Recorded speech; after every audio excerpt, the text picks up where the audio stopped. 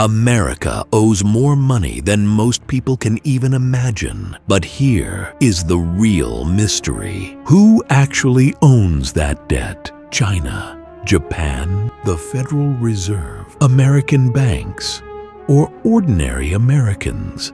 The answer is far more surprising than you think, because America's debt is not sitting in one giant vault. It is spread across a financial system that touches almost everyone. And once you see who is holding those trillions of dollars, you will understand America's debt very differently. So let's follow the money. To understand America's debt, forget the giant number for a moment. Think about a treasury security as a financial IOU. When the government spends more money than it collects in taxes, it has to cover the difference. One major way it does that is by borrowing through treasury securities. Investors buy those securities because they represent a claim backed by the United States government. And this creates something fascinating.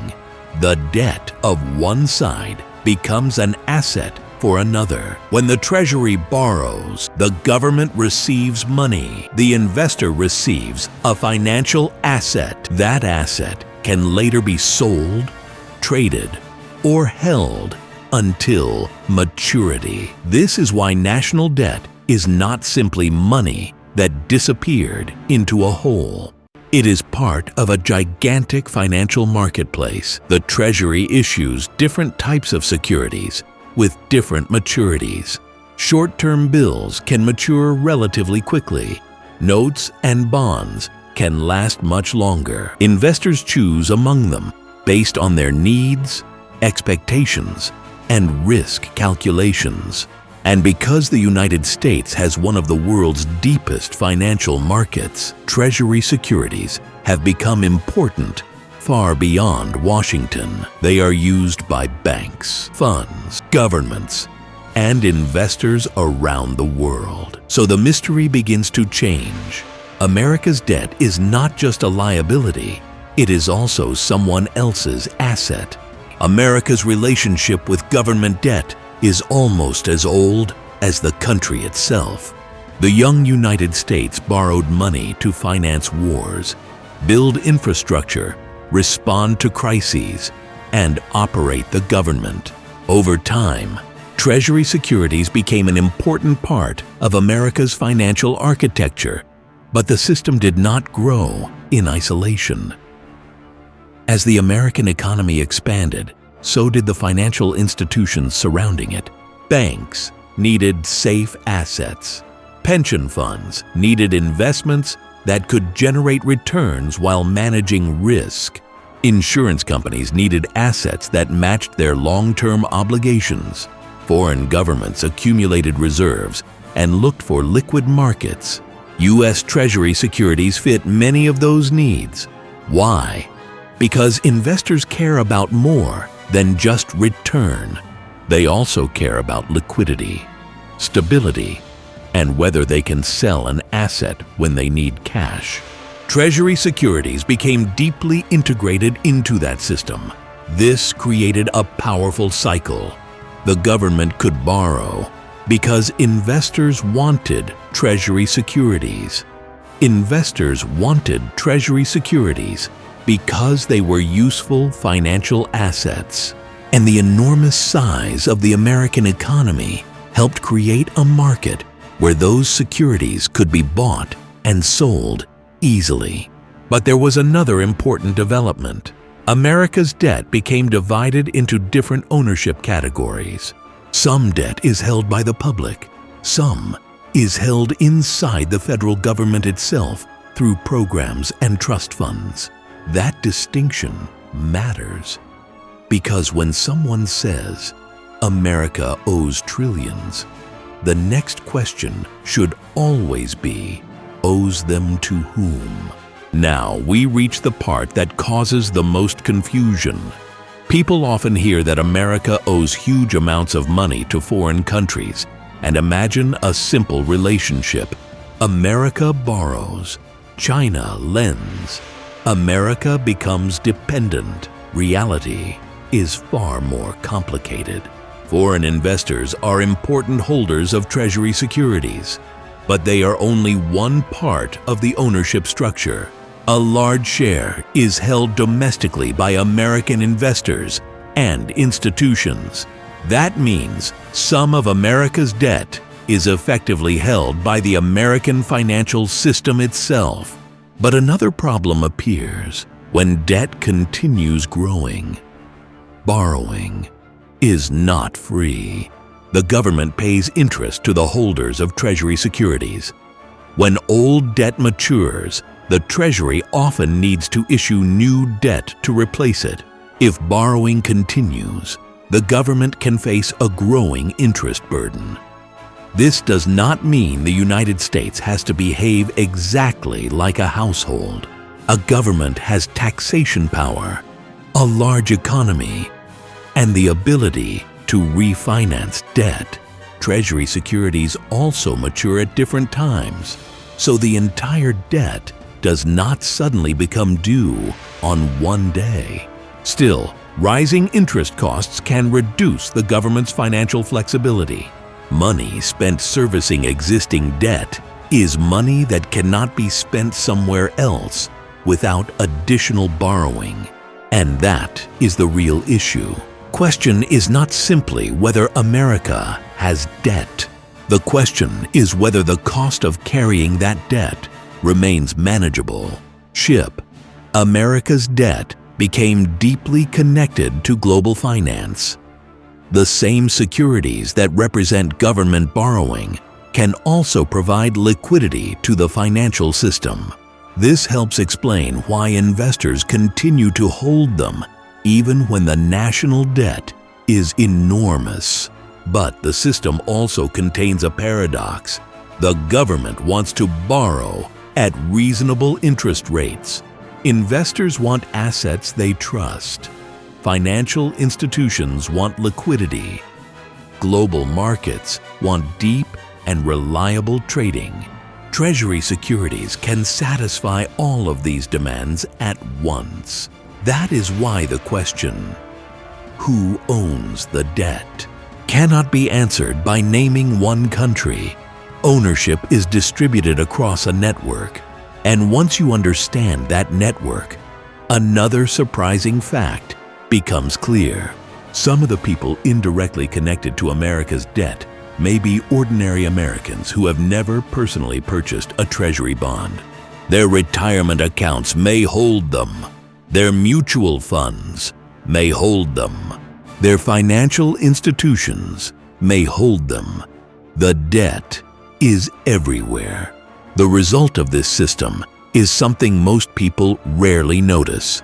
America's debt has become one of the foundations of modern global finance. Treasury securities provide investors with a place to put money. They can serve as collateral in financial transactions. They can help institutions manage liquidity. They can provide a benchmark for pricing other financial assets. This creates enormous demand for U.S. government debt. But demand is not unlimited. Investors constantly evaluate inflation, interest rates, economic growth, political uncertainty, and the government's ability to manage its finances. If investors demand higher returns, borrowing can become more expensive for the government. And when a government has a very large amount of outstanding debt, changes in interest rates can have a major effect over time. That is why the most important number may not always be the headline debt figure. The cost of servicing that debt matters too. There is another result that is easy to misunderstand. America does not need to collect enough cash tomorrow to eliminate every Treasury security outstanding debt securities mature at different times. The government can repay maturing securities using available revenue or by issuing new securities. This process is called refinancing or rolling over debt. It is normal in sovereign bond markets. The challenge comes when the financial burden grows faster than the economy's ability to comfortably support it. That is when a technical financial problem can become an economic and political problem. The first lesson is simple. America's debt is not the same thing as America's debt to China. China is one foreign holder among many. Japan is another major foreign holder. Other countries, institutions, and private investors also participate in the Treasury market. The second lesson is even more important. Foreign ownership is only part of the story. A large portion of U.S. government debt is held within the domestic financial system.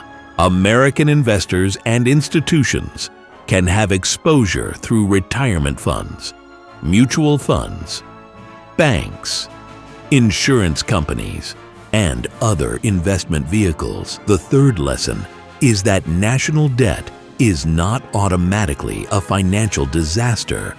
Debt can help governments respond to wars, recessions, emergencies, and economic downturns. The key question is what the borrowing finances and whether the long-term fiscal path remains sustainable. The fourth lesson is that interest matters. A government can carry a large debt burden for a long time if investors remain willing to lend at manageable rates and the economy remains strong. But if interest costs rise significantly, the government has less room to maneuver. And the final lesson may be the most surprising. When you own a retirement fund or another investment that contains Treasury securities, you may indirectly participate in America's debt market. That means the question is not simply, who owns America's debt?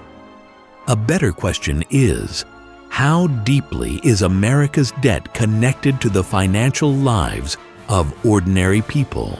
The answer is deeper than most people realize. The future of America's debt will depend on something much more important than a single headline number. It will depend on the relationship between debt, economic growth, government spending, tax revenue, interest rates, and investor confidence.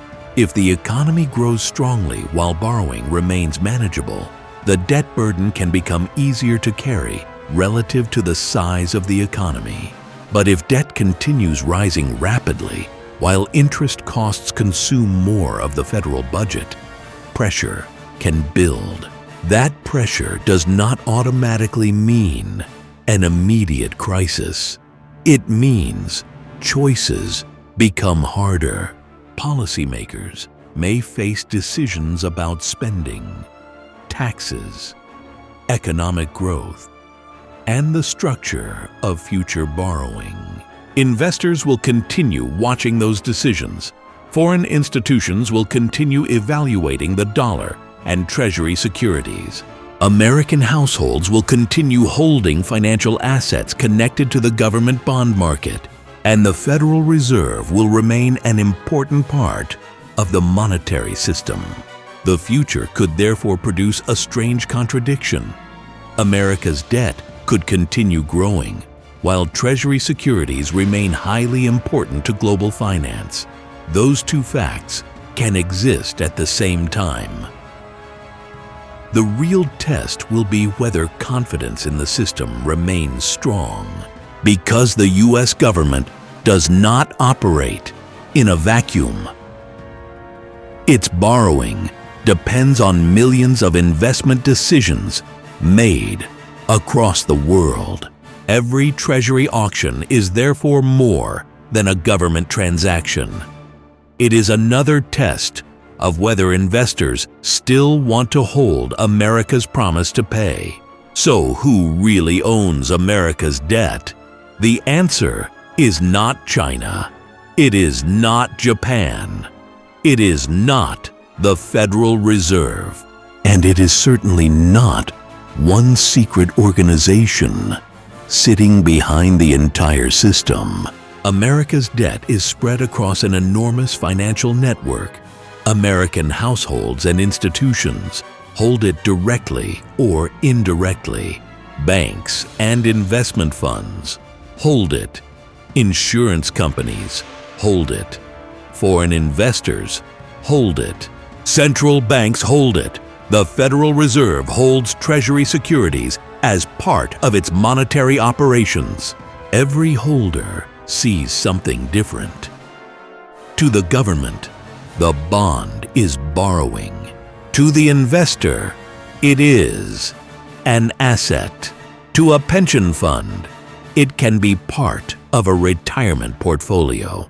To a bank, it can be a liquid financial instrument. To a foreign institution, it can be a dollar reserve asset.